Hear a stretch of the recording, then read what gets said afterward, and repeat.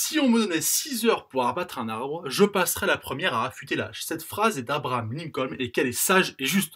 En fait, quand tu as un business, quand tu crées ton business, tu te lances tout de suite à corps perdu dans ce que tu dois faire. Chaque année, tu dis, allez, cette année 2021, c'est une super année, j'y vais, j'ai prévu ça, ça, ça et ça. Mais jamais tu ne passes de temps à affûter ta hache, c'est-à-dire à prévoir la base de ton business qui solidifie ton business et qui fait que ton business va performer. Parce que ces bases-là, elles sont importantes. Elles portent sur 2 points, le positionnement et le plan d'action. Je te parle aujourd'hui de comment faire en sorte d'avoir l'âge très affûté pour que ton business décolle. Bonjour, je m'appelle Anthony Chaff, coach sportif, fondateur de Perform Coach Formation, qui permet aux coachs d'avoir une base très solide, c'est-à-dire une hache très affûtée, afin de booster leur business au quotidien. Aujourd'hui, en fait, je te parle de cette phrase parce que je la trouve hyper inspirante. C'est-à-dire que je pense que cette phrase-là, elle résume bien l'erreur que l'on fait tous dans beaucoup de domaines et toi aussi dans ton business. Moi, je l'ai fait avant aussi.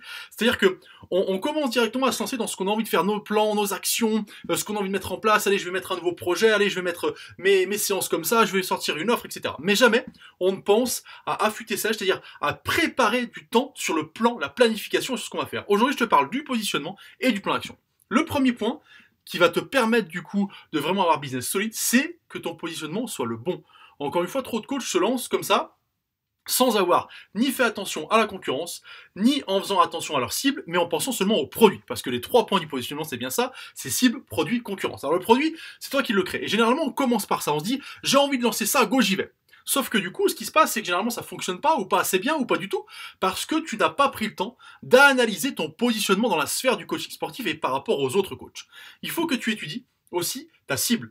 Tes clients, qu'est-ce qu'ils veulent, qu'est-ce qu'ils désirent. C'est ça le plus important en fait, parce qu'il faut que ton offre en fait, ou ton produit, corresponde à ce qu'attendent les clients. C'est bien de penser que ce que tu proposes est bien et bon et que ton produit est performant, mais il y a l'épreuve des gens qui vont l'acheter ou pas, qui vont acheter tes cours de coaching ou pas. Donc, il faut que tu sois capable de dire, très bien, j'ai sorti un produit parce que j'ai bien identifié clairement la cible, et c'est une cible précise, je t'invite du coup à te spécialiser, j'en parle dans d'autres vidéos, et je t'invite à regarder si tu veux en savoir plus là-dessus, et surtout à regarder ce que fait la concurrence. Si tu fais la même chose que les autres, tu ne sortiras pas du lot et tu ne feras pas un chiffre d'affaires important parce que du coup tu vas prendre les miettes de ce qui reste de tout le monde. Ton but, c'est d'avoir un produit qui soit différent de ce que font les autres, qui te corresponde bien entendu et qui corresponde aussi à la cible et surtout aux problèmes que tu vas leur permettre de résoudre.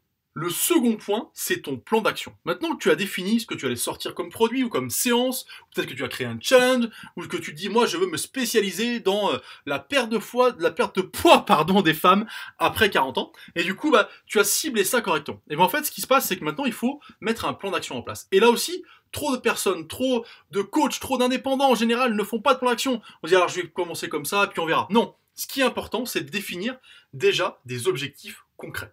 C'est-à-dire que mon objectif, c'est, dans 2 mois, d'avoir eu 5 clients sur ma nouvelle offre, par exemple, tu vois. Alors, ça peut être intéressant, il y a une durée dans ton objectif, c'est-à-dire dans 2 mois, il y a un nombre de personnes à atteindre, ou alors tu peux dire, je veux avoir eu 15 personnes en contact, tu vois. Ça, tu peux parler aussi en termes de contact pour voir si ton offre plaît, si j'en parle, et puis après, voir combien de personnes tu transformes par rapport à ça de prospect en client. Bref, il est important d'avoir des chiffres et des objectifs précis, afin de savoir si tu as réussi ou pas, d'accord?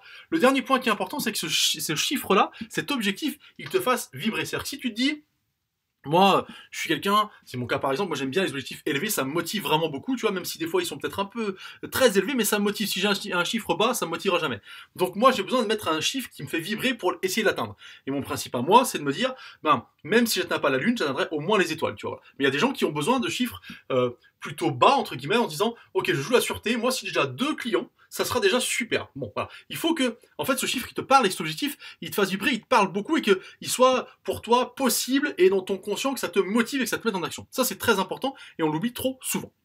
Ensuite, ce qu'il va falloir que tu fasses, c'est comment je fais concrètement au quotidien et de manière hebdomadaire pour arriver à ce chiffre final. J'ai décidé que ma nouvelle offre, qui était un challenge spécial perte de poids pour les femmes de plus de 40 ans, je la sortais la semaine prochaine et que dans 2 mois, j'aurais rempli mon challenge de 10 personnes. Voilà, par exemple. Et du coup, quelles sont les actions que je vais mettre en place afin d'y arriver? Qu'est-ce que je vais faire en semaine 1? Qu'est-ce que je vais faire en semaine 2? En semaine 3, etc. Et là, il va falloir une planification intéressante. Attention, planifier n'empêche pas de modifier, de réguler, de changer parce que tu vois que ça fonctionne pas ou qu'il y a quelque chose qui fonctionne bien. D'accord? Planifier n'empêche pas ça. Mais plus c'est planifié, plus tu peux réguler avec justesse. Sinon, tu vas vraiment naviguer à vue et tu vas pas atteindre ton objectif final parce que tu auras testé quelque chose, puis après autre chose et tu iras comme ça au gré du vent. Cette vidéo t'a plu, tu veux en savoir plus, tu veux échanger sur le sujet, je t'invite à commenter juste en dessous en mettant ce que tu as pensé de la vidéo. Si toi tu fais des plans d'action, si ton positionnement est clair, si tu as des questions sur ce que j'ai dit et expliqué, n'hésite pas, tu commentes cette vidéo. Et si tu as aimé, tu likes tout simplement. Je te souhaite une bonne journée, je te dis à bientôt.